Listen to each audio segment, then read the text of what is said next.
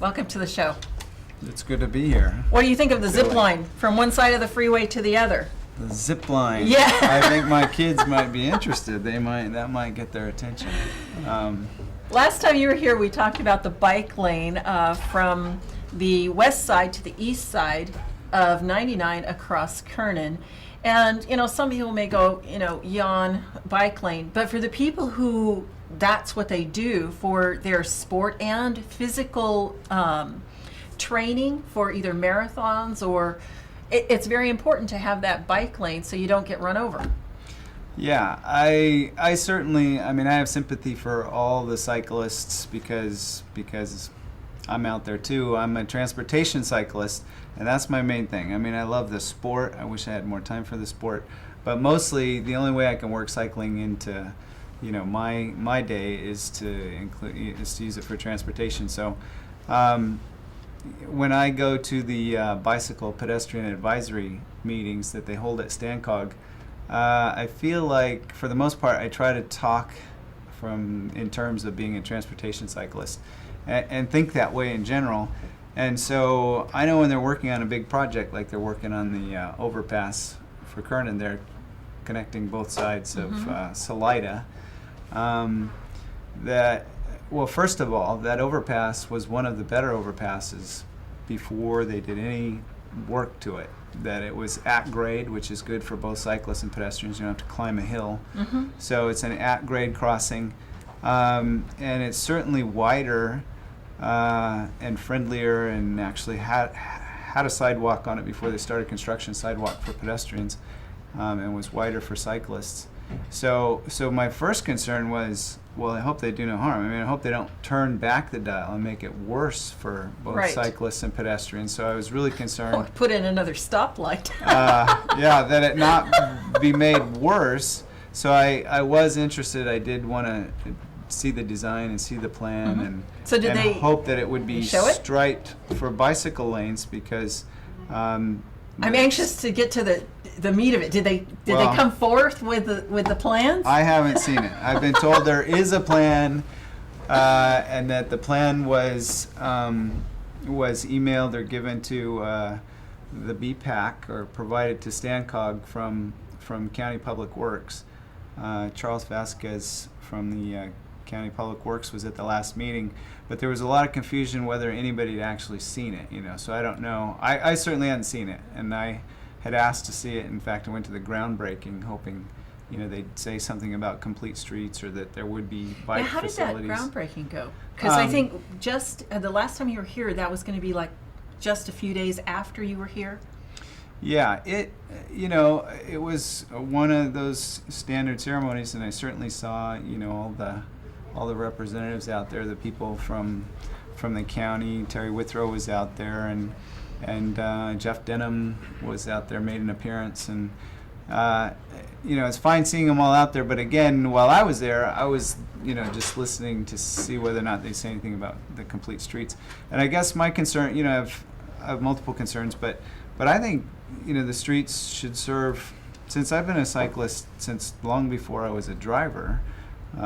Driving cars. I rode bicycles to school every year from third grade through high school, and I just see Salida now with its elementary and its junior high on one side of the freeway and the high school on the other.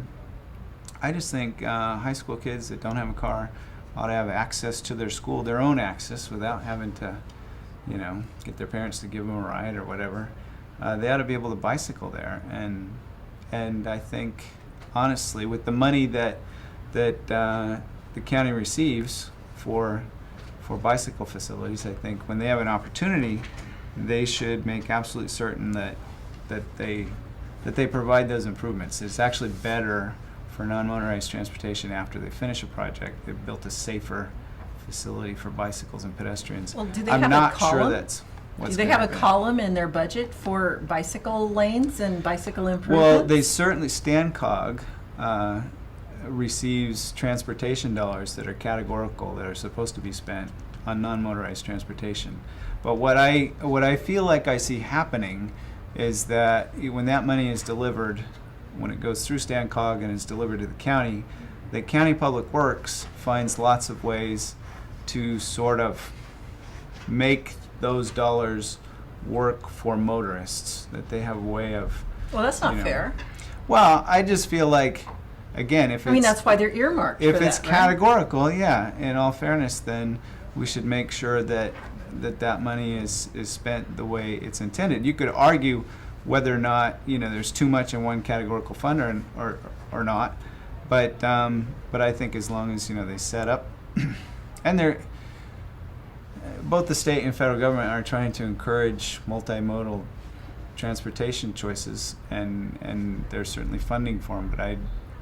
But if that's the direction we're moving, then I'd just like them to hold them accountable to spend the money that way.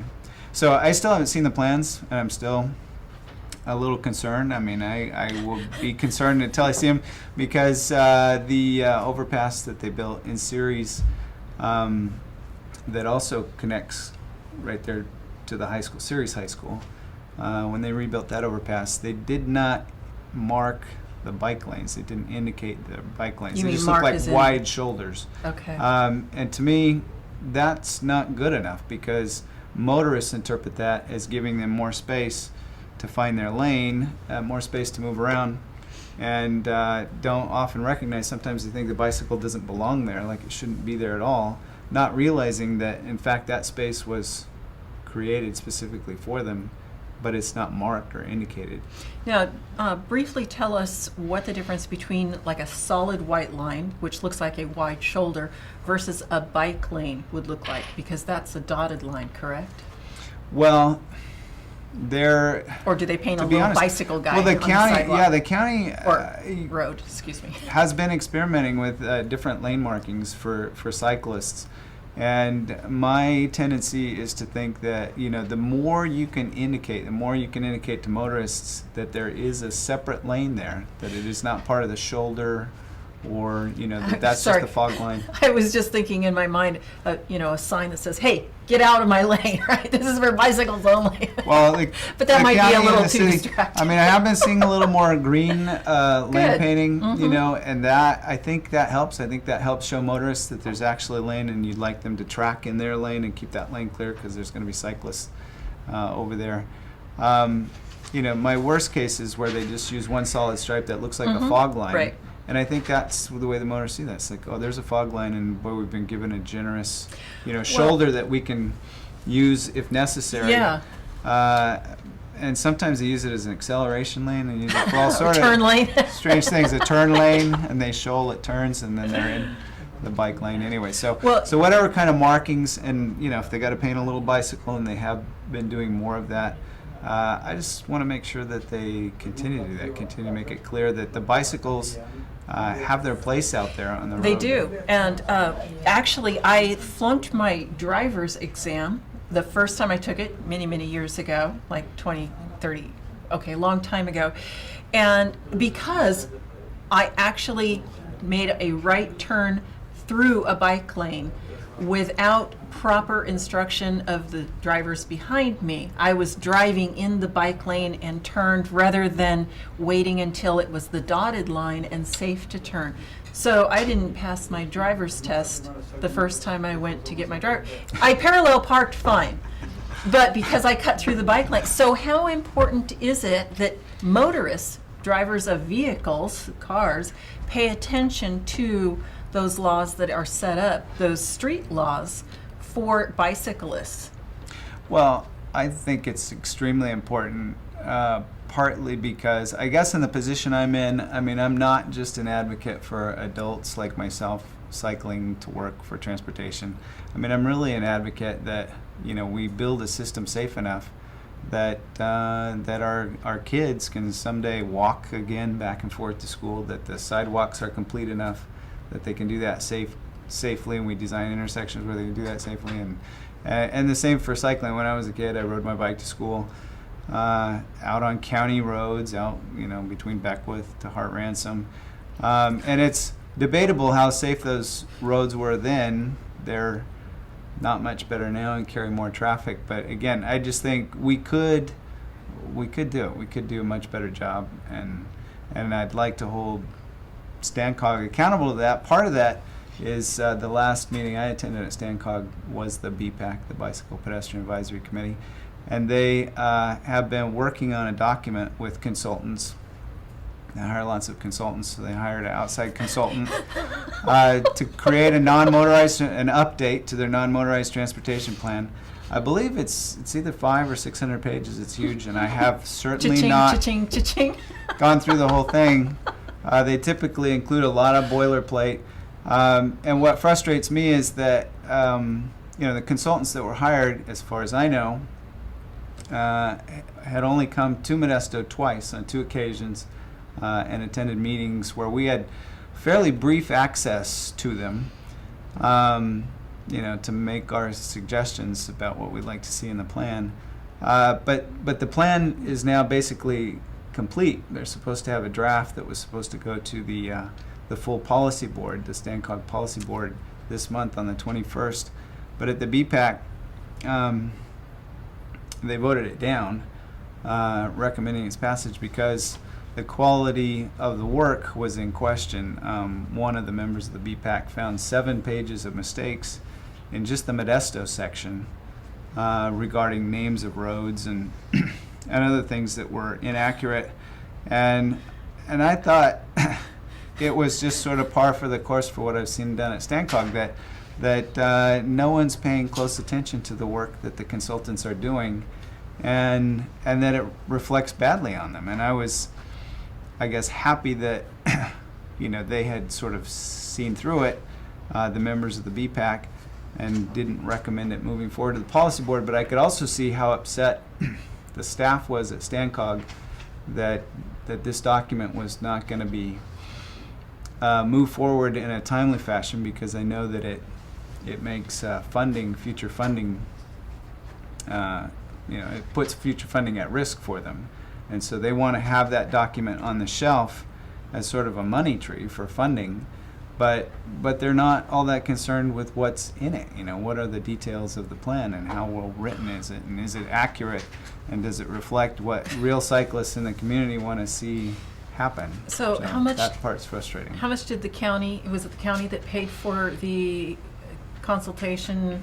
The Right, it was consultant? Stancog that hires Yeah, the okay, consultant, so Stancog how much and the did policy they- board. It almost sounds like a pig in a poke. They paid for this thing that is unusable, and they don't even know.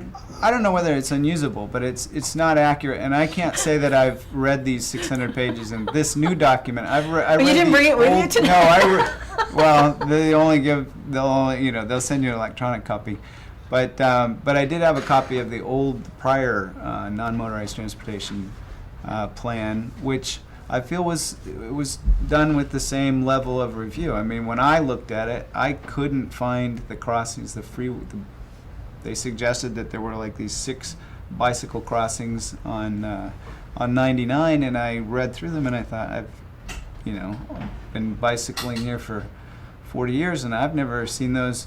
Anyway, so then I started looking them up to try and find them, and it turns out they were on streets that don't cross 99, and there was no basis in reality for the crossings that they indicated.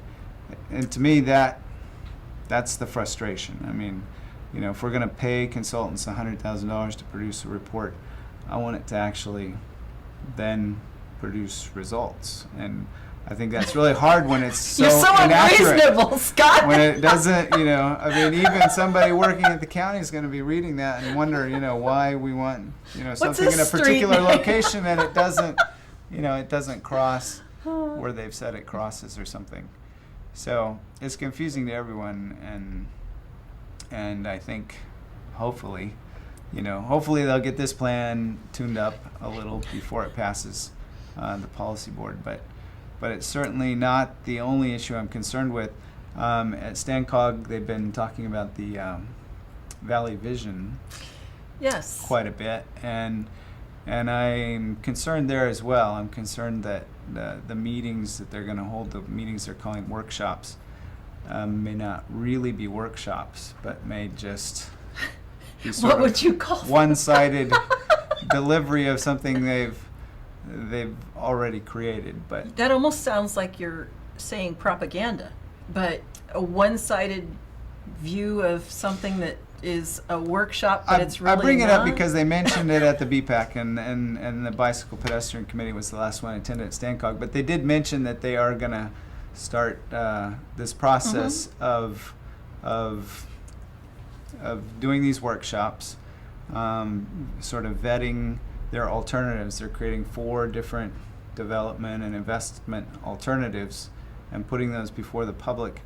I questioned why, when they showed us the schedule of workshops, that none of the workshops were in Modesto. You know, I thought Right, Modesto Patterson being, series, and there's one other one. I can't remember the other Right. city that it's in, but and I don't, Yeah. you know, I certainly would like to see those communities included, but I just thought, you know, if those communities get a workshop, you know, I live after all, in we the paid county, for but the near Modesto, consultation. right? I felt like, well, we deserve a workshop as well. And they said something, they were trying to do the best they could with their resources. But I also brought out, you know, would there be real, you know, a real place for public input, you know? And the answer? And the answer was, well, and how would the decision-making process go? Mhm. So I'm not sure if the public shows up at these meetings and say they like a particular alternative. I don't know how it turned out, but if the majority of the people in the room say like alternative 4, which I think alternative 4, nobody's really seen these alternatives spelled out yet, but I think alternative 4 is kind of being put there as maybe the least palatable suggestion, which would require them to invest in really a lot more high density growth than this kind of vision of spreading out further. Stack and pack? It you know, some people have described it as a stack and pack plan, I think. And again, this is kind of speculation because I think we've really seen it, and I think one of the first meetings actually is being held tonight out in Riverbank. So Riverbank, that was the other one. perhaps Yes. we should know soon.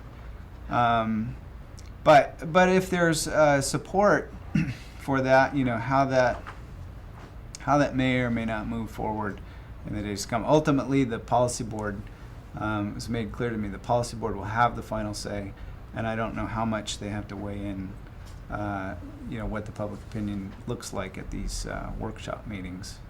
Now, what is the correlation between Valley Vision of Stanislaus and Stancog and these cities, Riverbank, Patterson, and Ceres, and, you know, sans Modesto? But what is the relationship between all of that? Well, I mean, I'm having a Valley hard time Vision- connecting the dots here. Valley Vision, to me, is a bit of rebranding. I mean, it's just rebranding Stancog. Stancog is maybe not always viewed, you know, in the best light in some places, and so I don't see any difference between Stancog and Valley Vision, except that Valley Vision, I think, sounds more pleasant or something, and open-minded and looking for direction. And I'm not sure how long, you know, it's actually going to last. Whether or not The after they rebranding, decide or- the rebranding, you know, after they go through this process and decide on one of the alternatives, the policy board makes the ultimate decision. You know, will Valley Vision just sort of evaporate and disappear? So they've kind of come up with this fancy schmancy name to make it more enticing to the public, because, like you say, Valley Vision seems like, you know. Well, and it kind of sounds inclusive. It sounds as if, you know, you're a part of the vision, or you're and then it gonna- may go away after. I'm really uncertain. I don't think, I mean, as far as anybody in the public, I don't think they know. Stancog, you know, within Stancog, maybe, you know, at the staff level and the executive director, maybe they have made a decision, or, you know, that this, maybe the rebranding is permanent, and maybe Stancog, just the label, the name will go away and they won't call it a COG anymore. And what does the COG stand for? Council of Governments. But I kind of, I don't know which is more likely. So I don't know if they'll Well, that will be pursue interesting the to Valley see. Vision as a new label.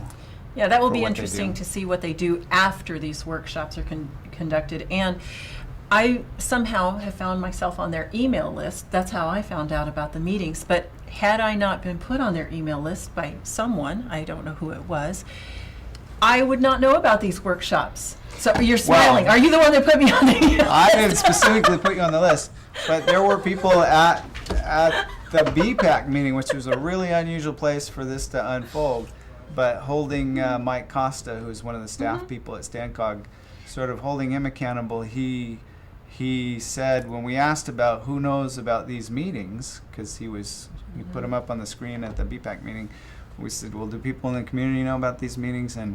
And he said 3 or 4, we're sending out lots of email blasts. Well, I hear that a lot, and a lot of time I don't get notices of their meetings, and they know I take a special interest in that. I do want to know about them, and somehow I get left off the blast, whatever the definition of the blast is.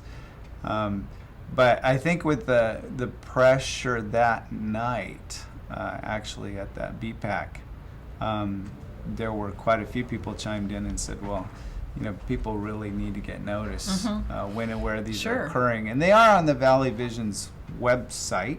But you have to know that Valley Vision exists. Right. You do have to know that Valley Vision exists. And as far as for people in Modesto, I think their best chance, if they don't want to travel out somewhere, is they are going to tag along on a planning commission meeting and have a presentation there. Now, I was told it's not exactly a workshop, and so I don't know how much time will be given. I don't know how much time citizens will be allowed to make comments, or how that will be managed. Yeah, because by definition, the word workshop kind of brings to mind that it's a give and take. The people in the front kind of teach, and then they kind of hear back, Right. and then you work That you'll together. be a participant working together on it. Yeah. That's the way I've interpreted that, but it's not always the way I've seen it done. Well, are you going to try to run over to Riverbank and get to that meeting tonight? I know it's going to be kind of No, a little I am close, not. But since I no longer I'm not officially a member of the Citizens Advisory Committee at StanCog, I welcome any of the viewers to go to any of those meetings, in those locations, or the Planning Commission meeting. And again, you can find them you can find the dates and times on that Valley Vision website, or probably also linked on the StanCog site. StanCog. I also put it on my blog, so here in just a couple minutes I'll tell people where they can find that. Yeah, and then the August, as far as I'm concerned, the August 21st Policy Board meeting. This is where the Council of Government meets, really the elected leaders. They are the policy board, make up the policy board. I think August 21st, the next meeting, could be interesting. I'm certainly going to do everything I can to make it to that one. I think it begins at 6 p.m., but those meetings are on their calendar. And that's Wednesday, August 21st. And in addition to the stuff involving how they spend bicycle money, I have been pushing a bit on staff and people at Caltrans to give us some information about what is going on the 132 project, the 132 West.